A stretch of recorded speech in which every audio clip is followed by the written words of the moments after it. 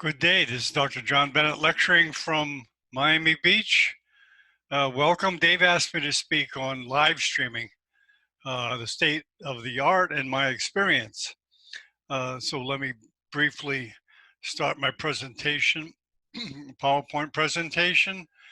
Okay, live streaming. Why, how, and when? Now, live streaming defined as broadcasting a live event over the internet.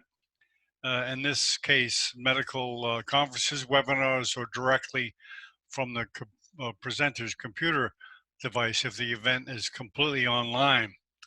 Now, why live streaming?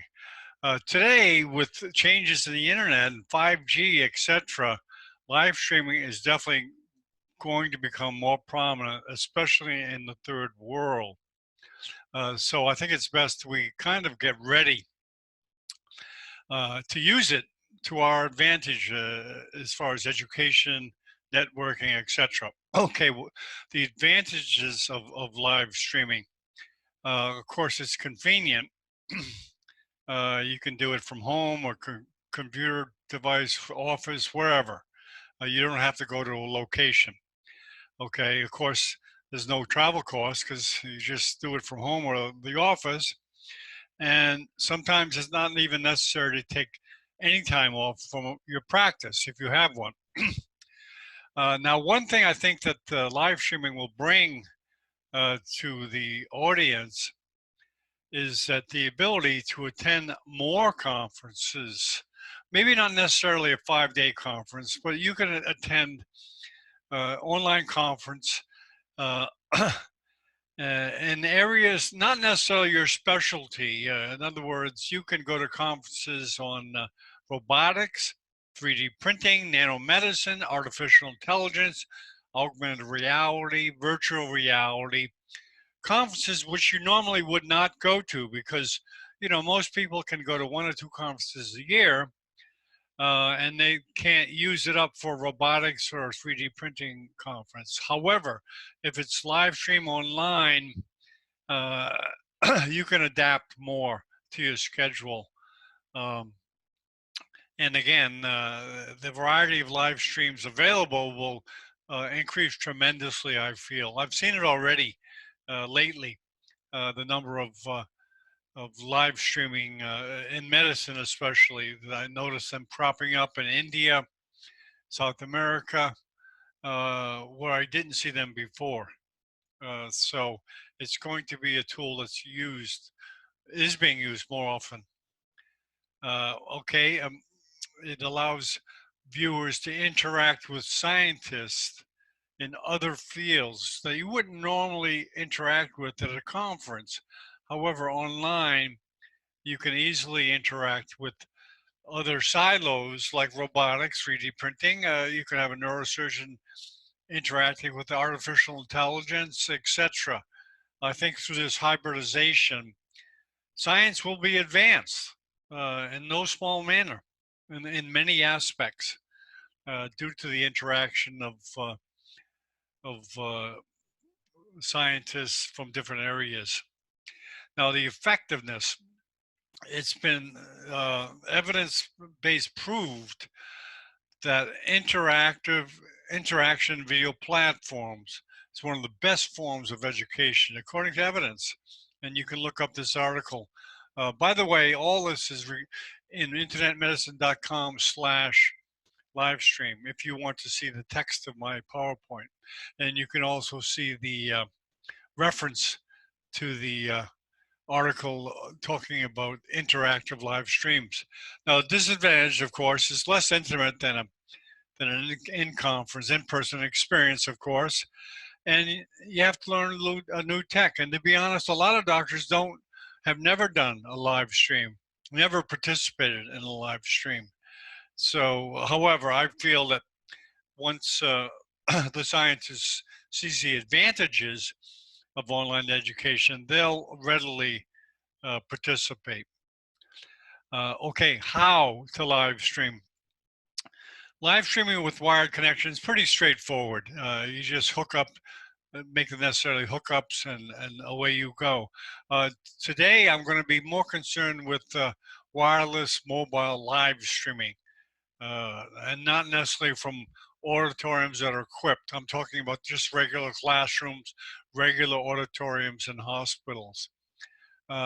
We made up a laptop conference room with different types of equipment. I'll go run through that because it's simply just needs a laptop and an internet connection, of course, and a screen in the auditorium. Now, suppose you have a a conference room and a classroom conference. You can set up the laptop in the conference, just like you see in the picture here, and just one cord directly to the screen. Because you have an audience in the room, you can effectively lecture to that audience with your laptop, which has the PowerPoint. And also, the beauty of it is that laptop acts like a camera, a microphone, and a place to share the PowerPoint. And the physician or the scientist stands there and puts the PowerPoint up, which simultaneously also goes up on the board, and is effectively shown to the audience and effectively streamed to the internet. And the way that you're streamed to the internet is you use platforms like Zoom, which goes to the laptop and allows an internet audience to share in the educational experience. Now, at the site of the stream, a good Wi-Fi connection, sometimes you can get by with a medium, but you try to get as good as you can as far as Wi-Fi. And you can test it. You can test it. You can www.speedtest.net will tell you the speed of any internet connection.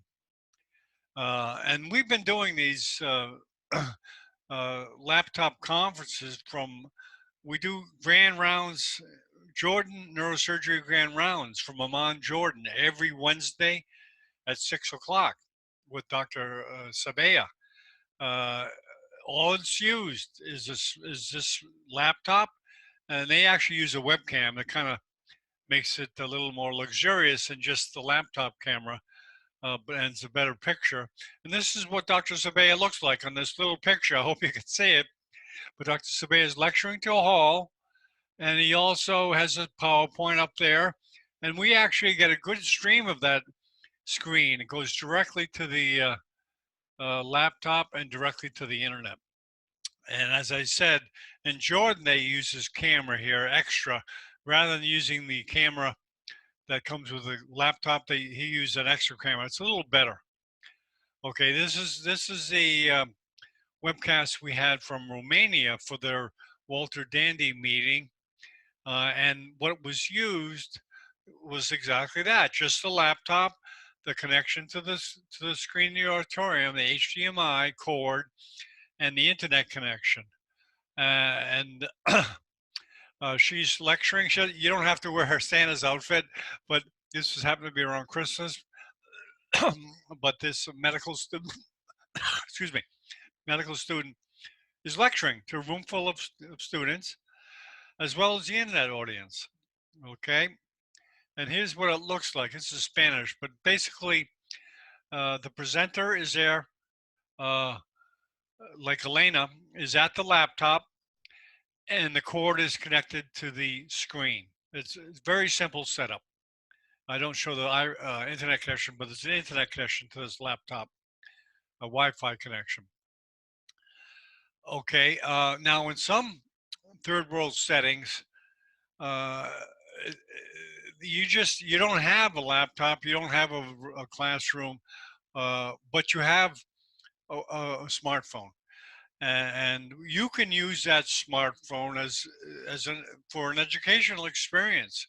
You basically are connected wirelessly through the smartphone, and you're able to set up with a projector directly whatever comes into the signal. If that's a live stream, that'll go on the wall with this little projector, and you could effectively teach in a very low resource area. Effectively, just as effectively as the best auditorium. Now, what might also be used in your presentations is this. This is a wireless headset. Instead of just using the sound of the laptop, you can use a USB connection here, which is very easy to use. Plug it into the laptop, and you can walk around the auditorium for 200 feet away from the laptop. So you can interact with the audience. You can walk around, point to the scans or the imaging studies on the screen. And here's the Amazon link. And we have no relation to these products. We're just mentioning the ones that we use. Okay. Now, recollections. Okay, I've been doing this for about 8 years, not full time, but pretty well, a lot of time. We have regular live streams every week from Jordan, Neurosurgery Grand Rounds. We have an Africa Neurosurgery Grand Round once a week, Saturdays at 5 o'clock Cameroon time. And we have the Neurosurgery Super Sunday every Sunday from Nepal at 5 o'clock. Now, there is a learning curve with these platforms. And Zoom, which is the one that we use, and we have no financial ties to Zoom, but however, that's the best platform I've found. For the user, it is free. It's zoom.us/download. You can download that platform to use it, to participate for free. Now, these platforms are getting a lot easier to use. Zoom allows you to schedule conferences far in advance. You can put up 10 different conferences that you want to live stream and easily organize it. Google Hangout, which we used prior to Zoom, Zoom came around about 3 years ago, became really popular and powerful. We use Google Hangouts, but Google kind of stopped developing the Hangouts. So we migrated to Zoom. Now, a lot of physicians have not used live streaming, but however, I think that'll change once the value is shown and once the consistency of production. You know, we have a lot of live streaming events where we make mistakes. There's connections that are not great, and the panelists are learning the etiquette. You know, how to mute yourself, how to screen share, etc. So there's a learning curve with that, and we will become better at it. Now, AI, let me just mention AI, which is improving the immediate translation of languages. Right now with YouTube, you can translate your presentation, your video into any language. However, real time will bring another dimension. If you can live stream in real time translation, that amplifies an audience. For example, if you have an audience in English at a conference, you'll be immediately translate it and televise it in another language. That's very valuable. In other words, you can watch a neurosurgery presentation in China, and it can be translated immediately into English. So that broadens the field and makes more accessible a lot of presentations. Interaction will increase with platforms such as holograms. We'll be able to see a mass of atoms next to you in a room and be talking to someone that looks like you know, and consulting on a case. I mean, that's the future, and it is going to happen. It is happening now, but not in widespread. The networking that one gets from participating in these conferences is simply awesome. The people you meet, I've met people all over the world, and I don't have a big name in academics or medicine or anything else. I'm just a guy that knows how to use the Zoom platform, and I spend time in it. Like, I think if anybody spent time at this platform, they would get pretty adept. Now, the state of the art today, it's frustrating with the third world, with the connections, and people really aren't too adept at muting, and there's audio problems, etc. But I think if we maintain the course and stay patient, that we will be able to effectively uh, televise many events. They're not televised. I mean, you talk about content in the world. A lot of hospitals have valuable educational content every day in hospitals across the world. Of course, the smaller hospitals don't. But you get a decent sized hospital, most likely they have conferences, especially academic centers, and it all can be translated, all can be televised. It's just a matter of setting it up. Of course, there are privacy and security concerns, but those will be dealt with effectively, so that there'll be a mass of educational material to pick from. I think we should have a MTV of medicine. I think it's on the future, to have 24 hours a day of live broadcasts of valuable medical content. 24 hours a day. That would be my dream. 24 hours a day to have a medical TV, to be able, any time of the day, be able to go to a specialty, say dermatology in Thailand. You want to watch a show about impetigo or whatever at 3 o'clock in the morning. I mean, hell, they do it with cats 24 hours a day. They do it with crime. And why not? Why not MTV of medicine? So I thank you for coming, and I hope you enjoyed the rest of the conference. Thank you.